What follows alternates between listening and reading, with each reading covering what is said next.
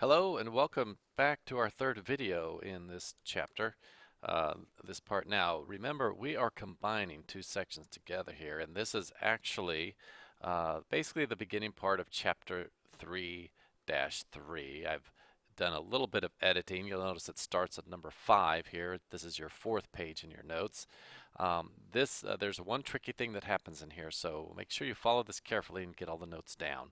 But let's jump right into it because it's going to take us some time.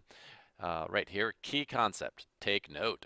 When you multiply each side of an inequality by a positive number, do not reverse the direction of the inequality symbol. Okay, when that is a positive number. All right, so they're saying if you multiply both sides of an inequality by a positive number, you don't reverse it. Let's take a look at what they mean here. Let's take a look at number 5 here. This says 6 is greater than 4. Now you can multiply or divide. It's the same idea. Well, what they're going to do here is they're going to divide both of these by 2. They're going to take 6 divided by 2, and notice they didn't switch the sign there. You can fill that in. And you might see it more clearly right here.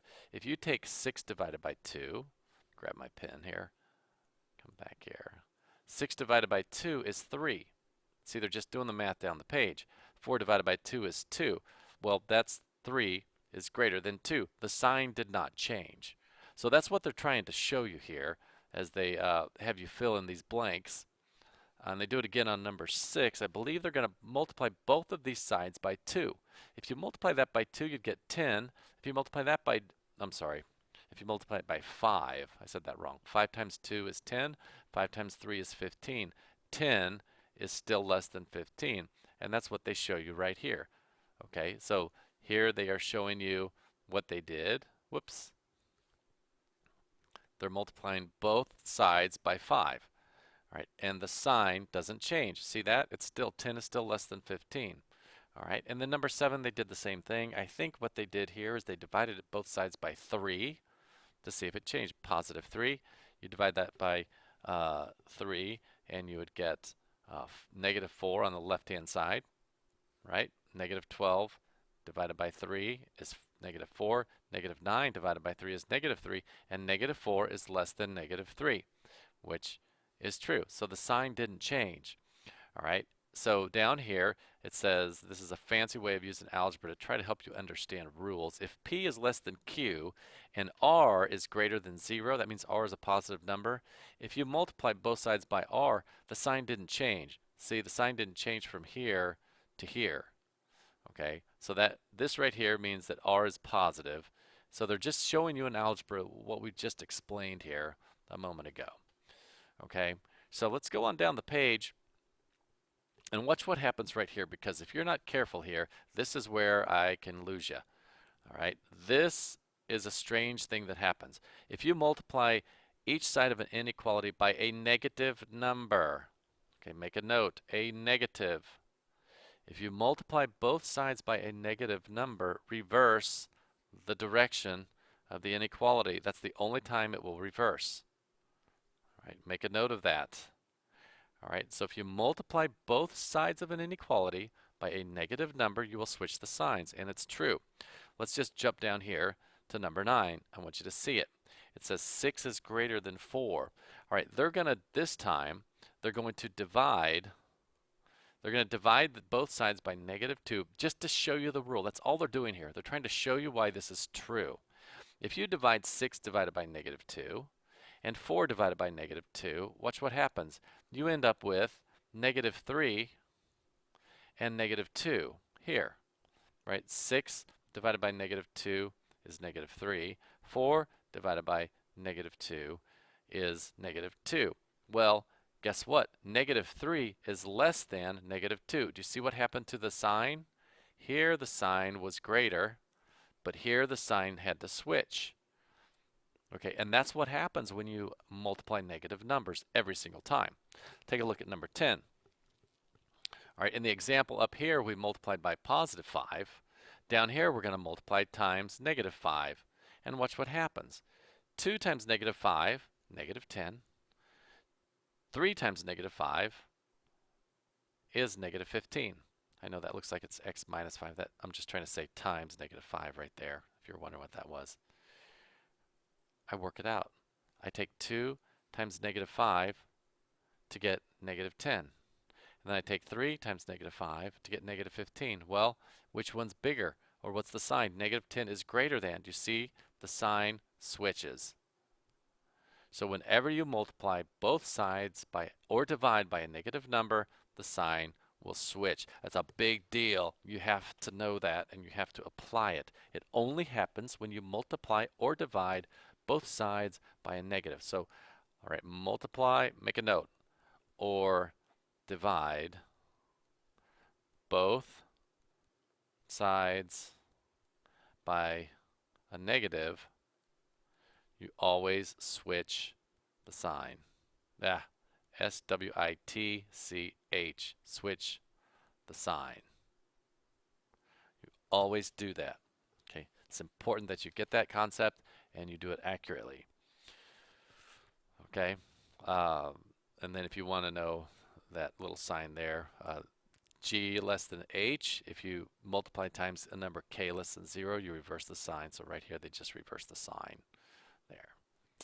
Okay, make sure you're hitting pause as we go through the videos to get and understand. You might want to go back and review that if you're not sure. So let's take a look at this problem right here. It says, what are the solutions of C divided by 8 is greater than 1/4? And you need to graph your solutions.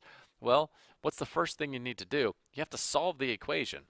So the first thing you have to do is multiply each side by 8. C divided by 8, you'd multiply that times 8. And then it says, well, what would you do to the inequality symbol? Well, hopefully nothing, because you multiplied by a positive number, so nothing changes. All right, you're multiplying both sides, so we showed you that on the previous slide. Now it says to solve the inequality. Okay, so let's solve C divided by 8 over here on the left. You're going to multiply both sides by 8. Right, C divided by 8 cancels out the 8 right there. You have C. Don't switch the sign. That's 2. C is greater than 2. All right, do you remember how to graph this? Should it be open or closed? Okay, it's not or equal to, so this is an open circle.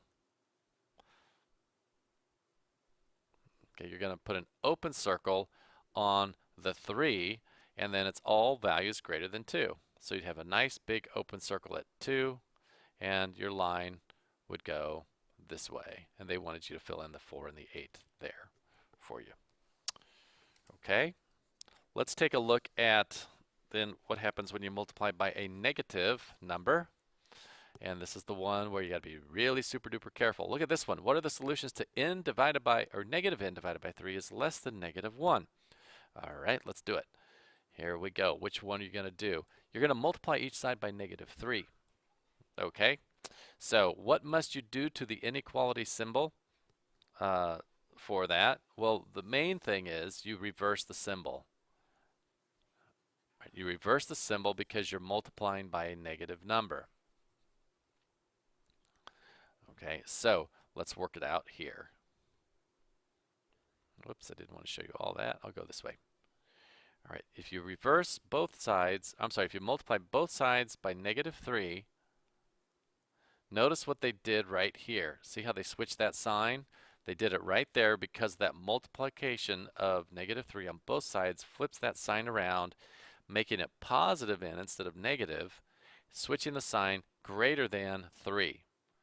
All right, so to graph it, you think open circle on 3, and then all values greater than 3 are here. And you can fill in the numbers on your number line. And you can check your solutions in the area below as well. All right, and real quick, I'd like to try to get this last question in. We're going to be pressed for time. Just skip that, is your solution correct? Yes, it's correct. I want to look at this problem, dividing by a positive number in this situation here, number 23, and then we'll be done. All right, we have a student club planning to buy food for a soup kitchen. A case of vegetables costs $10.68. The club can spend at most 50. They can't spend more than 50, so we're going to have less than or equal to there. The cost of the case of vegetables is $10.68. So notice how they're relating the problem for you right there. That's $10.68 times the number of cases, C, is less than or equal to, because at most means you can't go over that. So if you solve that inequality, you would have it right there. You would divide both sides by 1068. Notice they did not switch the signs. They did not switch the signs. And the total possible number of cases you could buy would be 1, 2, 3, or 4, but you can't buy 5 because that would cost you too much. All right, that should do it for now. And get these notes down. We'll see you soon.